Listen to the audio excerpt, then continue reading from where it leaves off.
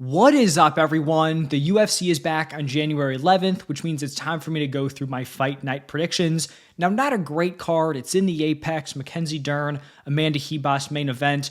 We've had a long layoff here. At this point, even a fight night's going to feel good. It's good to have the UFC back in our lives here. So this is going to be a full card breakdown, making my predictions for every single matchup, main card, and the prelims. Would love to hear your guys' thoughts in the comments. Let me know if you agree, disagree with my picks, hit me with your reasoning, and I'll make sure to get back to you. But let's just dive right into the first matchup here. We have a lightweight fight between Nurullo, Aliev, and Yanal, Ashmouz. And I think Aliev is a really interesting prospect here at lightweight. He's only 24 years old, so still very young, and he debuted in the UFC almost 2 years ago. So a pretty long layoff here. Had a super impressive debut win against Rafael Alves. Not necessarily the most entertaining fight, but if you're debuting at 22 years old and you're fighting Alves, who's a legit dude, someone who was in a competitive fight with a guy like Drew Dober, like legit competition in your debut. The UFC is clearly very high on him, and I don't hate the fact that he kind of took some time off. Like, you don't want to jump fully into the deep end at a super young age, not be ready, get set back. So I like that he took some time and is honestly getting a step down in competition here from that Alves fight. His primary skill set is definitely as a wrestler. Had a ground and pound TKO on the Contender Series, and then in that Alves fight, racked up 11 minutes of control time. Yanal Ashmouz, kind of a fun fighter here, has a lot of power, not going to be the biggest lightweight, but he had a super impressive debut knockout against Sam Patterson. Lost his second fight. I just think in this matchup, I feel like Nurullo Aliev is just going to be on a different level here. I think he's going to get his wrestling going. I think he's going to rack up the control time, and I'm going to pick Aliev by decision in this fight. Now, in the next matchup, we have Victoria Dudakova taking on Fatima Kline.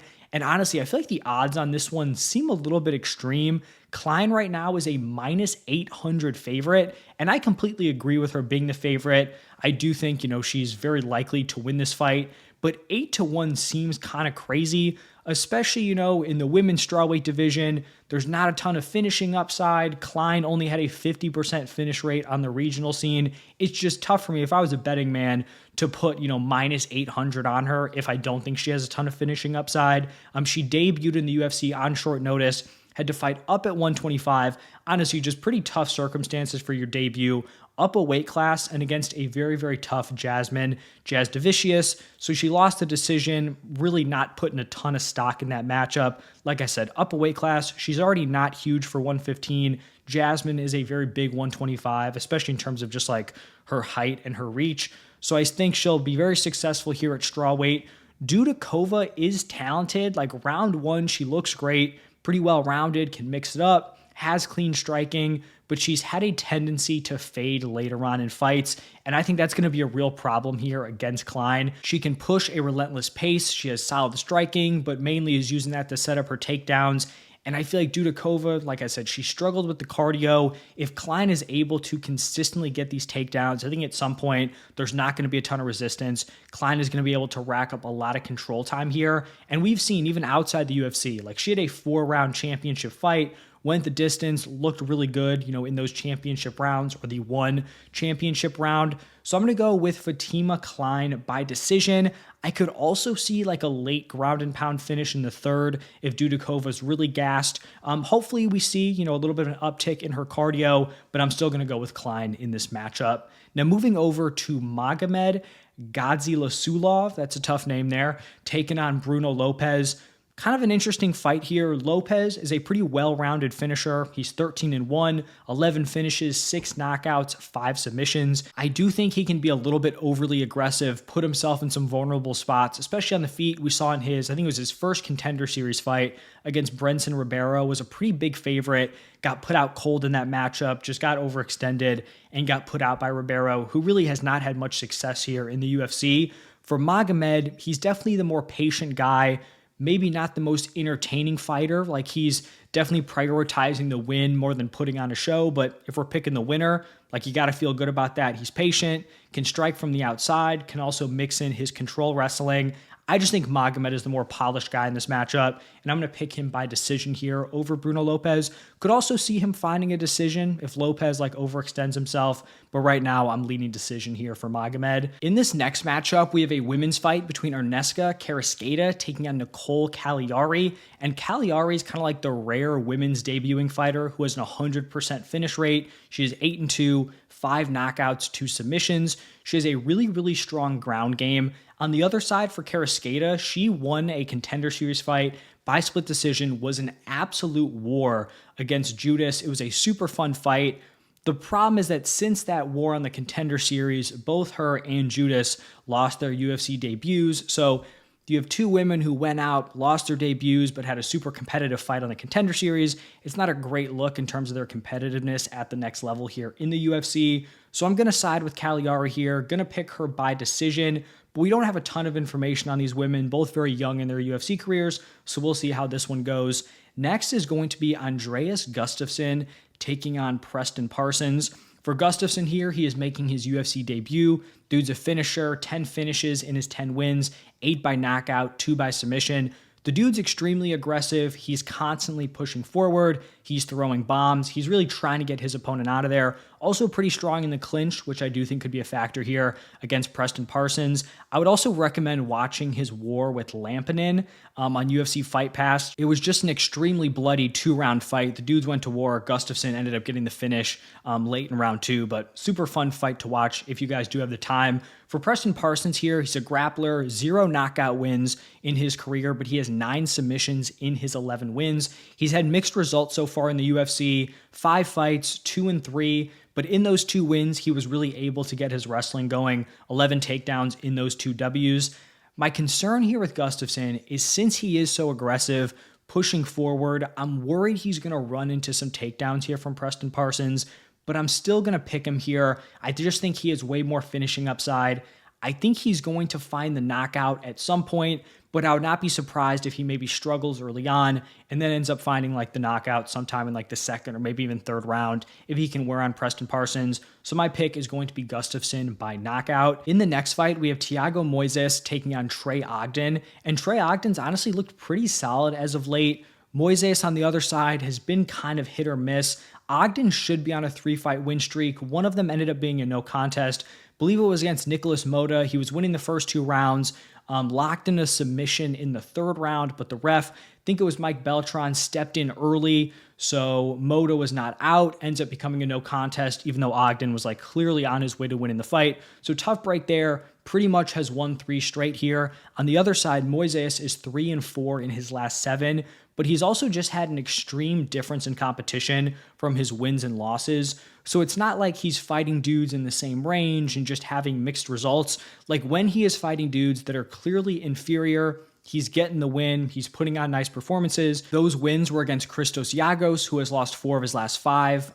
M. Costa, who is 2-2 in the UFC. Tough first name, not trying to butcher that. And then Mitch Ramirez, who actually lost on the Contender Series, took a short notice fight against Thiago Moises and then lost that one. So the wins haven't been against super impressive competition, but then you look at the last 4 losses: Islam Makhachev, Joel Alvarez, Benoit Saint-Denis, and Ludovic Kline. So you have the champion, Joel Alvarez, who has been a top prospect here at lightweight, Benoit, who got ranked. I know he's lost back-to-back, but against really high level of competition. And then Ludovic Kline, who looked great in that most recent fight. So Trey Ogden is kind of right in the middle of those wins and losses, where he's definitely better than the 3 dudes he beat, but he's also pretty significantly worse than the 4 guys that he lost to. We've seen Thiago Moises kind of just get bullied in those tough matchups. He was finished by 3 of them. He was dropped twice by Ludovic Kline in the decision. I just don't think Trey Ogden poses that same threat. He has 0 KOs in his career. He has 0 knockdowns in the UFC. He also has no finishes in the UFC. So if Trey Ogden's winning a fight, it's likely with just him going out there, kind of outpointing the other guy, maybe racking up some control time. I am going to favor Thiago Moises here. He's definitely faced the tougher competition. He's finishing wins against lesser guys, which is a decent sign. I can't say I'm overly confident, but I am going to go with Thiago Moises by decision here. Now we're going to have Marco Tulio fighting Ihor Potieria. And I'm going to be honest, it's just tough for me to pick Potieria in this matchup. He's 2-5 in the UFC. I will say some of his losses have been against pretty solid competition, but he just hasn't looked super encouraging. Tulio's 12-1, debuting off the Contender Series, has 9 finishes in those 12 fights. I will say we did see Potieria in one of his 2 wins. The other one was against Shogun in his retirement fight, did that celebration, which is why he's not super liked. But in his other win, he did turn back a debuting striker in Robert Burtzek. People thought Burtzek was going to go in, knock him out. Didn't happen. Potieria ended up winning the decision, but I'm still going to side with Tulio here. My pick for him is round 1 knockout. Now we're going to be moving down to flyweight for this next matchup with Jose Johnson taking on Felipe Bunes. Johnson staying down at flyweight, which is insane because this dude is 6 feet tall. A 6-foot flyweight is just wild. He did lose his last fight down at flyweight by decision, but it was to Asu Almabayev, who looks like a legit, potential title challenger here in the flyweight weight class. So tough to really hold that against him. Went to decision, didn't get finished, which is, I guess, somewhat a decent sign here. The biggest issue for Johnson has been the takedown defense. In his 3 UFC fights and then his 2 contender matchups, he has been taken down 30 total times. That's not great, being so tall, lanky. At flyweight, I feel like the takedowns could be there for Felipe. On the other side here for Felipe, his strength has been his grappling. 8 of his 13 wins are by decision. The tough thing, honestly, for kind of both of these guys, but also for Bunes, is I just don't know if he has proven himself to be UFC caliber. He lost his debut to Joshua Van. No shame there, but it's not like he's racked up a ton of high-quality wins here. So don't feel overly confident, but I'm going to lean with Jose Johnson by knockout. But I do think he's honestly live to win in any way. Has some submissions, could obviously win by decision, but I'm going to go with Johnson by knockout. That frame, just the kicks, the knees, going to be super dangerous at that weight class. Next up, we're going to be going up to welterweight with Puna Soriano taking on Uros Medic. I think this should be a fun fight, especially if it does stay on the feet. Puna has finished 3 of his 4 UFC wins. Medic has finished all 4 of his UFC wins, and actually all 6 of his fights have not gone to decision. So even in his 2 losses, those have been finishes. Medic's 2 losses that I did reference have been against pretty high-level competition. He took on Murtek Oralbai and then Jalen Turner. So Turner, obviously, a staple in the lightweight top 15. And then Oralbai looks like a top prospect down at 155. That fight was up at 170. I think that was Oralbai's debut. So not great that he lost to a 155er when he knew it was going to be at 170, but, still a tough matchup against Oralbai. I do think this fight probably should take place on the feet. Puna has landed a takedown in 1 of his last 7 fights. I will say, though, his most recent fight, he did go to the grappling against Miguel Baeza, had 5 takedowns, just racked up a ton of control time, completely neutralized the striking of Baeza. So maybe he tries to go to that game plan again. Medic has landed 1 takedown in his 6 fights, so he's someone who wants to go out there. He wants to stand and bang. He does not want to be, initiating the grappling. I think striking-wise, if this one does stay on the feet, I think Medic is the better guy. He's powerful. He mixes it up, uses his kicks, has a wide variety of attacks. Puna is pretty durable. His only KO loss was to Kopylov, who pretty much just broke him down to the body. But I'm going to go with Uros Medic here, and I think he finds the knockout. I think he can work the body if he wants to. He also obviously could just knock him out up top. So I'm going to go with Medic. I do think if Puna wants some success, could go to the wrestling, but I don't know if he's going to have the same success against Medic as he did against Miguel Baeza. So Medic by knockout.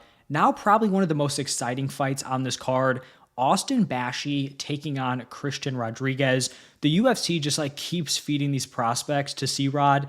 He beat Raul Rosas Jr., Cameron Simon, and Isaac Dolgarian back to back to back. So they fed him 2 dudes at bantamweight. I think he missed weight for both those, which is not ideal. Then they made him move up to 145, or he chose to move up to 145.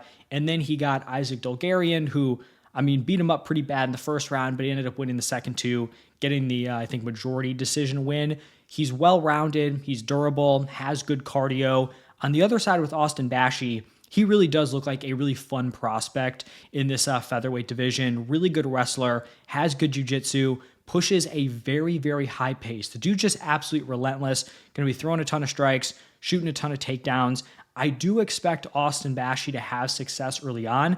The big question I have is just how well is his cardio going to hold up? Is he going to fade in this matchup? Because you look at Christian Rodriguez, he's really not a finisher, but we look at how he's beaten some of these prospects. He rides out the first round. Raul Rosas Jr. came at him hard in the first. Same thing with Dolgarian. He survives that first round, and then he gets him tired, and then he's just able to grind out guys, win the second and third round. That has kind of been his path to victory.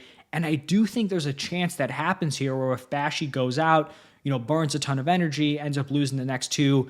I do think that's a route that could happen, but I'm still going to side with Austin Bash here. I think the cardio is going to hold up at least to, kind of bank the first two rounds. So I'm going to go with Austin Bashi by decision. C-Rod is pretty durable. I do think Bashi is live for a finish, but I'm going to side with him by decision. Now, another one of the more interesting matchups here, we have Chris Curtis going up against Roman Kopylov. I'm a fan of Chris Curtis, but I really don't think this is a great matchup for him here. This should be just striker versus striker. Expect this one to stay on the feet. 4 of 5's Kopylov wins are by knockout. The only one that was a decision was his wrestling win against Cesar Almeida. I don't think he's going to have the same respect for Chris Curtis' striking as he did for Almeida in their fight. And then Chris Curtis on the other side hasn't landed a single takedown in the UFC. So, like I said, would expect these two to just go out, stand and bang. Kopylov, super clean striker, really fast, impressive, powerful kicks. Also mixes it up well, works the body. Chris Curtis is super defensively responsible. It's pretty tough to hit this dude clean. He hits hard, but the issues here for Chris Curtis in his UFC career have been output concerns. Even if he is very defensively responsible and he's not getting hit clean, if he's not returning, that does not look good optically for the judges, which can lead to him, kind of losing rounds and losing decisions. And then the other thing is he doesn't mix it up super well. He's pretty much just a boxer. We'll throw a few kicks here and there, but pretty rare out of him. I'm going to side with Kopylov here. I just think he's going to have more output. And I just think optically, like I said, Chris Curtis, even if the defense is good, it does not look great to the judges. Chris Curtis has been KO'd once in 42 pro fights. Obviously, it's possible Kopylov could find the finish, but with how defensively responsible Curtis is, I am going to pick Kopylov by decision here. I don't think he puts him out, but I do think he gets the W. Then we're going to have Abdul Razak Alhassan taking on Cesar Almeida. The guy who I just mentioned had a loss to Roman Kopylov. And when I looked at the odds for this fight, I was pretty surprised. Cesar Almeida is almost a 3-1 favorite. And I definitely think he's the better, cleaner striker, but there's a pretty clear grappling hole here for Almeida. Kopylov won the decision by just landing 5 takedowns, someone who's not typically looking to grapple. And then Ihor Potieria, another guy who's not really known for his grappling, landed 3 takedowns. Abdul Razak Alhassan is not some sort of elite wrestler, but he has landed takedowns against guys who I would consider to be better grapplers. I mean, in the Joaquin Buckley fight, I believe that one was a split decision. He took Buckley down 3 times, and Joaquin Buckley is an explosive dude, has pretty good takedown defense. Obviously, it's a different, kind of situation down at welterweight, but he was stuffing everything Colby had for him in that matchup. So not an easy guy to take down, even if he was maybe undersized for 185. And I just think if Alhassan does get the fight to the ground, a spot where, Kopylov and Potieria weren't really able to take advantage of it with damage, Alhassan has some explosive ground and pound if he can get the fight there. And then for Almeida, even though he is a very good striker, has the win over Alex Pereira in kickboxing, he hasn't really proven that he's some sort of elite finisher. This is not a situation where if Alhassan doesn't get him down in the first minute, Almeida's just going to nuke him, put him to sleep. He definitely has the ability to finish Alhassan, but you look at his pro career here, he has 2 UFC wins. One was a knockout, one was a decision to Potieria, who was actually the only UFC loss he had where he wasn't finished, so it's not like Potieria is super durable. And then on the Contender Series, he had a decision, and then his first 3 pro fights were all knockouts, but you look at the records of those guys, 0-0, 0-0, and then 5-28. So pretty much 3 cans he knocked out. And then in his 3, real wins, he has 1 knockout in the 3 of them. So I just think the fact that Alhassan has the wrestling upside, Almeida has a hole there, and it's not like he's guaranteed to just nuke Alhassan. Alhassan also has the upside to put Cesar Almeida out, right? If he catches him, Alhassan hits hard, he could find the win on the feet. Don't think it's the most likely thing, but it is possible. So I'm actually going to go with the big underdog here. I'm going to pick Abdulrazak Alhassan. I'm going to go with a round 1 ground and pound finish. I feel like if he implements the game plan of just looking to wrestle right away, I think he can get him down. Round 1 is when he's going to be most explosive. I think that's the best chance for him to find that ground and pound finish. So I'm going to go with the dog here in Alhassan. Now looking at, I think this is the co-main. We have Santiago Ponzinibbio going up against Carlton Harris.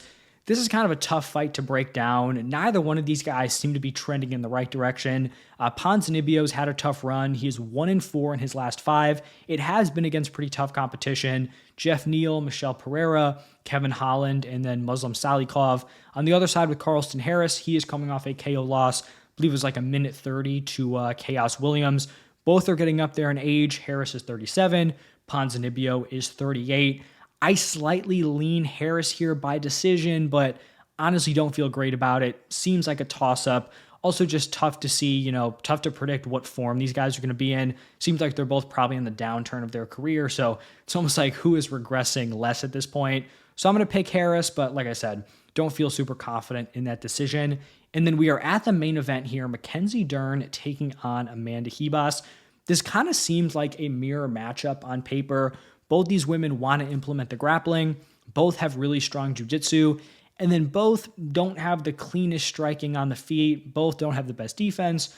Also not super technical. You look at Amanda Ribas here. She is bounced up and down from 115 to 125. I'm glad she's back down here at 115. Feel like that's where she's had more success. She's really just extremely undersized up at 125. So I think this was the right move. She has gone win-loss, win-loss, win-loss, win-loss over her last 8. So up and down in weight, also up and down in terms of the results. Mackenzie Dern is coming off a decision win over Lupi Godinez, but before that had back-to-back losses to Jessica Andrade and Amanda Lemos. I would not be shocked if this was a fight that stayed on the feet. You get the grappler versus grappler. A lot of times that can turn into just 2 grapplers going out, standing and banging. Dern striking, it was kind of like early on in her UFC career, had the great jiu-jitsu. That was obviously her strong point, and it was like, all right, how much is she going to be able to develop as a striker? It seemed like she was making some progress, especially in that Angela Hill fight. Like, that might just be some outlier performance, but she hurt Angela Hill in seemingly like every single round in that fight. But since then, it's just looked really bad. Like, she looked bad against Jessica Andrade, extremely bad against Jessica Andrade. Also got dropped in the Amanda Lemos fight. And it's like offensively, it's questionable, but also defensively. Like, there's not a lot of defense when she is striking. So in a fight that I think probably is going to take place on the feet primarily, I'm going to favor Amanda Ribas as a striker. And then I think even if it does get taken to the ground, it's not like Dern is an auto lock where if she gets someone down, she's going to find the submission. So I feel like there's not such an extreme gap on the ground where Ribas is just going to be like a fish out of water. I think she'll defend fine. And if Dern is not like locking up that submission and this fight goes long, I'm going to favor Amanda Ribas. Would not be shocked if this is close, but I'm going to go with Ribas by decision here. I do just think she's the better striker in this matchup. And that's going to wrap it up for my full card predictions. Let me know your thoughts. Who are your picks for, the main card, main event? Let me hear it. Thank you all for stopping by, and I will see you in the next one.